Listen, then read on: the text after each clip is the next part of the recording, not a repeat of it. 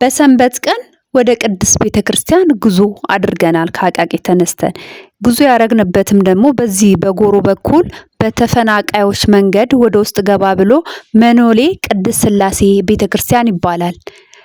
እኛ የተነሳነው ከአቃቂ እንደሆነ ሁሉም የተዋሕዶ ልጆች የሚችሉትን አቅም በሚስማር በችግኝ ቤተክርስቲያኑም ችግኝ ስለሌለው የተተከለ እንዲሁም ደግሞ በቀለም የተለያዩ ይዘን ተገኝተናል። ዋነኛው ግን እዛ የተገኘንበት ምክንያት በአካባቢው በአራት እምነቶች ቅድስት ስላሴ ተከቧል። በዋቀፈታ፣ በጥንቆላ፣ በአሕዛብ፣ በመናፍቅ የተከበበች ቅድስት ስላሴ ናት። ብዙ ምዕመናን የጠፉበት አካባቢ ነው።